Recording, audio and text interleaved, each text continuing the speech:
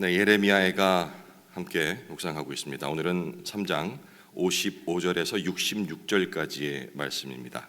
예레미야애가 3장 55절에서 66절까지 길지 않은 본문인데요. 한 절씩 교독하도록 하겠습니다. 여호와여, 내가 심히 깊은 구덩이에서 주의 이름을 불렀나이다. 주께서 이미 나의 음성을 들으셨사오니 이제 나의 탄식과 부르짖음에 주의 귀를 가리지 마옵소서. 내가 주께 아뢰는 날에 주께서 내게 가까이 하여 이르시되 두려워하지 말라 하셨나이다. 주여, 주께서 내 심령의 원통함을 풀어주셨고 내 생명을 속량하셨나이다. 여호와여, 나의 억울함을 보셨사오니 나를 위하여 원통함을 풀어주옵소서. 그들이 내게 보복하며 나를 모해함을 주께서 다 보셨나이다. 여호와여, 그들이 나를 비방하며 나를 모해하는 모든 것, 곧 일어나 나를 치는 자들의 입술에서 나오는 것들과 종일 나를 모해하는 것들을 들으셨나이다. 그들이 앉으나 서나 나를 조롱하여 노래하는 것을 주목하여 보옵소서. 여호와여, 주께서 그들의 손이 행한 대로 그들에게 보응하사 그들에게 거만한 마음을 주시고 그들에게 저주를 내리소서. 주께서 진노로 그들을 뒤쫓으사 여호와의 하늘 아래에서 멸하소서. 오늘 본문의 시작은 심히 깊은 구덩이에서라는 표현을 사용하면서 자신이 처한 상황이 더욱더 비참함을 강조하고 있습니다. 55절, 여호와여, 내가 심히 깊은 구덩이에서 주의 이름을 불렀나이다. 어제 본문인 53절에서도 이 구덩이라는 표현이 나오는데 여기서는 이제 심히 깊은 이렇게까지는 표현하지 않았었거든요.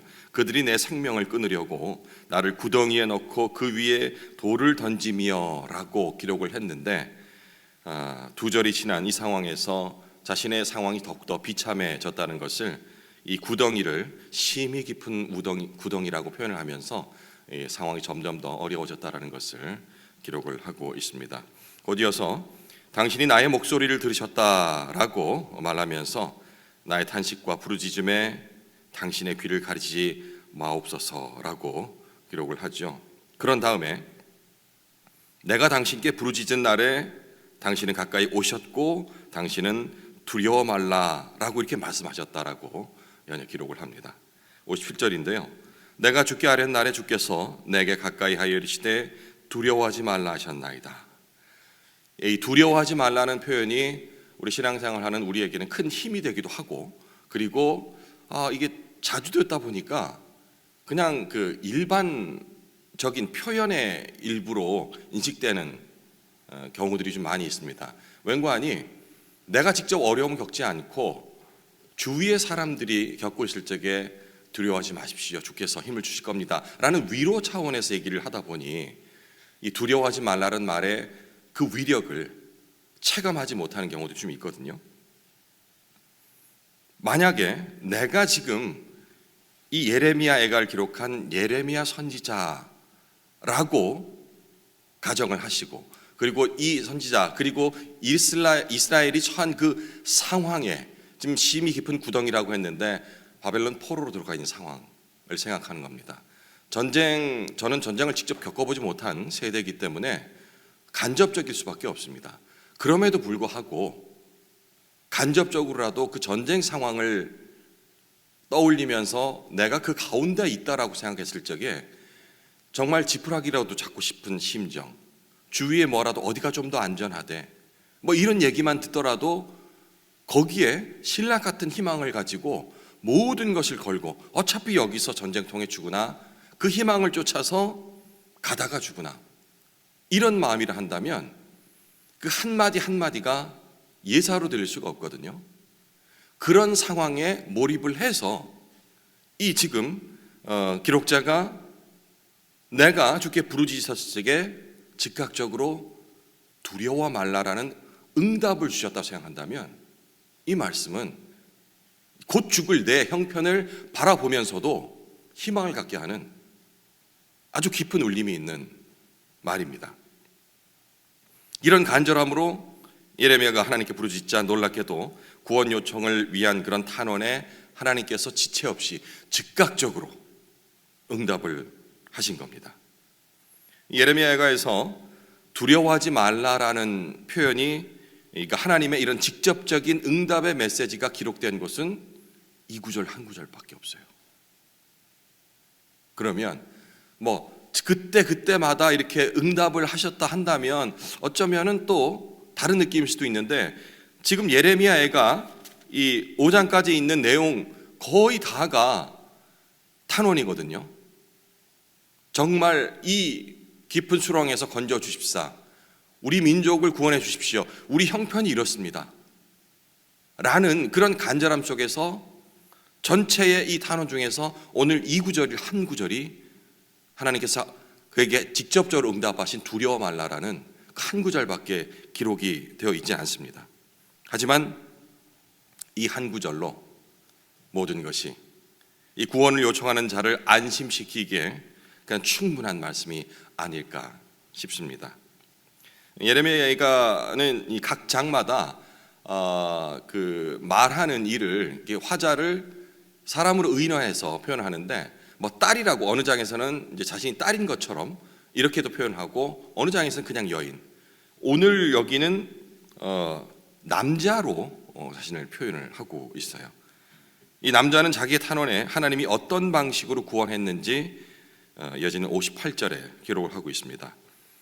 주여, 주께서 내 심령의 원통함을 풀어주셨고 내 생명을 속량하셨나이다. 이 구절만 가지고는 남자라는 느낌을 받을 수는 없죠.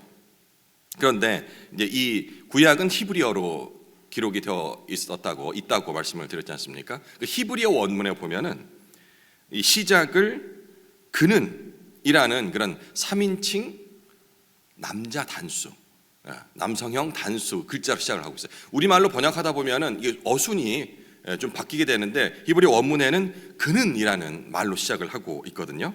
그는 남자를 얘기를 하죠.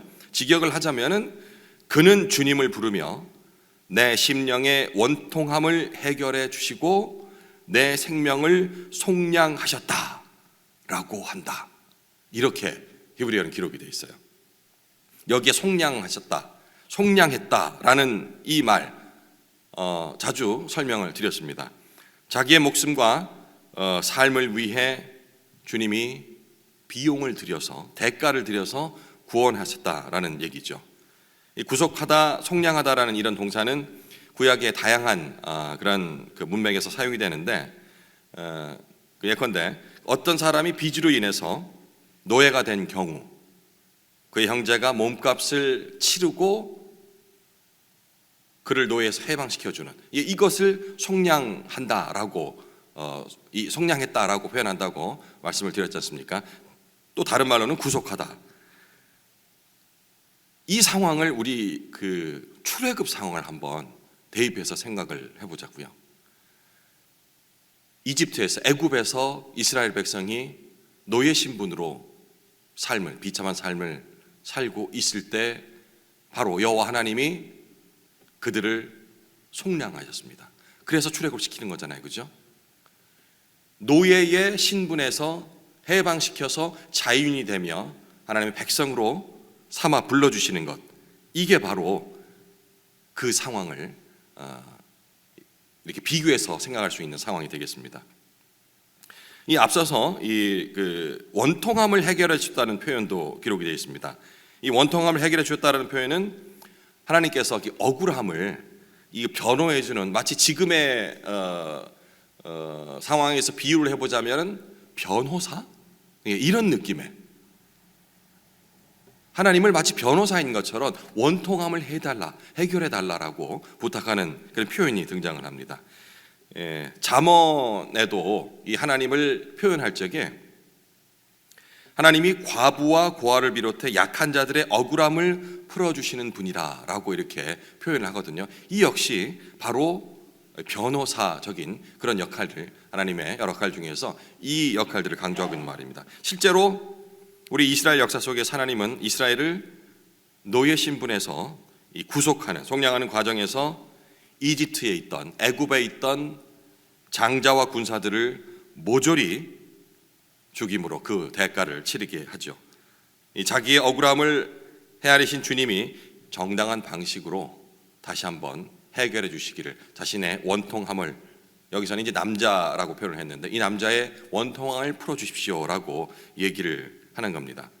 근데 58절에서 이제 원통함을 풀어 주셨다라고 얘기했던 이것은 완료형인데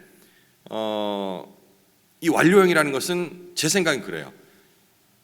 출애굽 발적에 이미 일어났던 일이라는 그런 생각에서 풀어 주셨듯이 이스라엘을 출애굽시키시면서 그 원통함을 풀어 주셨듯이라고 기록했고, 그리고 이어지는 59절에는 나의 원통함을 풀어 달라라고 요청을 하거든요. 이것은 이제 미래 진행형이잖아요, 그렇죠? 그것은 현재 자신들이 처한 이 상황을 출애굽 당시와 마찬가지로 역시 같은 방법으로 원통함을 풀어달라라고 얘기를 하고 있는 겁니다. 조금 다른 또 의미로는 58절에 이 원통함을 풀어달라는 것은 그 변호사적인 그런 관점에서 이거를 해결해 달라라는 부분들을 말씀을 하셨다 한다면, 말을 했다 한다면은 59절에는 이번에는 변호사가 아닌 재판관, 판사로서 이 소송, 일종의 소송이죠. 이것을 정당하게 판결을 해달라라는 의미로도 우리가 생각을 해볼 수가 있겠습니다. 하나님께서 공의로운 재판관이 되셔서 지금 잘못된 상황을 정당하게 바로 잡아달라라는 그런 의미에서 요청을 하고 있다라는 식으로도 우리가 생각을 해볼 수가 있겠습니다. 남자는 이제 하나님이 이제 들으신 것에 대해서 기록을 합니다. 61절, 여호와여, 그들이 나를 비방하여 나를 모해하는 모든 것, 곧 일어나 나를 치는 자들의 입술에서 나오는 것들과 종일 나를 모해하는 것들을 들으셨나이다. 들으소서가 아니고 들으셨나이다라고 기록을 하고 있죠. 이 모든 상황을 이미 주께서는 다 알고 계시지 않습니까? 그러니 외면하지 마십시오. 외면하지 말아 주십시오. 라는 일종의 호소라는 그런 의미로 생각을 하시면 되겠습니다. 이런 호소 끝에 남자는 그의라고 표현했는데 바벨론에게 거만한 마음과 저주를 내려주시기를 청합니다. 65절, 그들에게 거만한 마음을 주시고 그들에게 저주를 내리소서. 예레미야의 이런 표현이 어떻습니까? 그냥 자연스럽게 들리시나요? 저는 좀 이런 저주의 말이 좀 어색하게 좀 느껴지더라고요. 저녁에 이제 이 문장 보면서 예레미야답지 않은, 남을 막 저주하는 말을 그렇게 예레미야 선지자가 그렇게 자주 하고 그러진 않았거든요. 평소에 예레미야 성경이나 말투와는 좀 어울리지 않는 표현이랄까요? 거만한 마음을 그에게 주시고 저주를 내려주십시오, 이런 표현이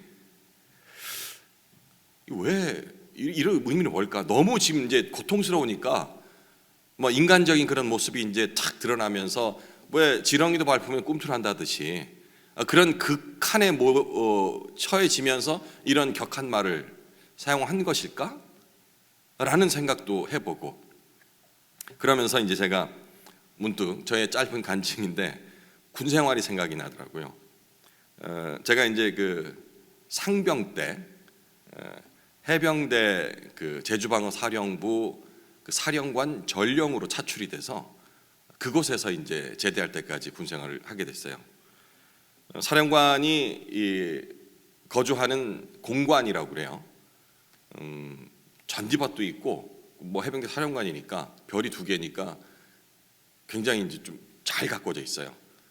거기에 이제 사령관님, 그리고 병부터 지금 병으로서는 저 상병, 그리고 운전병, 그 다음에 중사, 하사관 그 계급에서, 그리고 이제 영관급 거기서는 중위, 이렇게 이제 함께 한 공간에서 생활을 했었거든요. 그런데 그 중위 해병대 이 중위인 분이 지금 이름은 잘 기억이 안 나는데 저랑 나이가 그렇게 크게 차이 나지는 않았던 걸로 기억하는데, 어쨌든 그 사람이 이제 그 병이었던 우리들을 군기를 잡겠다고 일종의 얼차려죠. 이런 거를 시키면서 이제 엎드려 뻗쳐 앞으로 지침 뒤로 지침 이런 거 많이 있고 여성분들 들어보시긴 하셨죠. 뭐 이런 걸 시키는데 조금 이제 오리지널 토종 그 서울 사람이었어요. 그게 말투가 저희가 봤을 때 좀 웃겨요. 별로 남자답지도 않은 것 같고, 저는 경상도 부산 출신이고 운전병은 해군이었는데 전라도 출신이고, 뭐 우리는 벌써 이제 말투에서 전투력이 굉장히 상승해요. 근데 이 서울 토박이인 이 중위 해병대 중위는 말을 하는데 저희들 느끼기에는 비하하는 건 아닙니다. 너무 힘이 없어요. 이거 해, 저거 해, 뭐 이렇게 하는데 너무 좀 간지럽기도 하고, 그러니까 그 사람이 얼차려를 저를 시키니까 앞으로 지침, 뒤로 지침 이러는 벌써 웃기죠.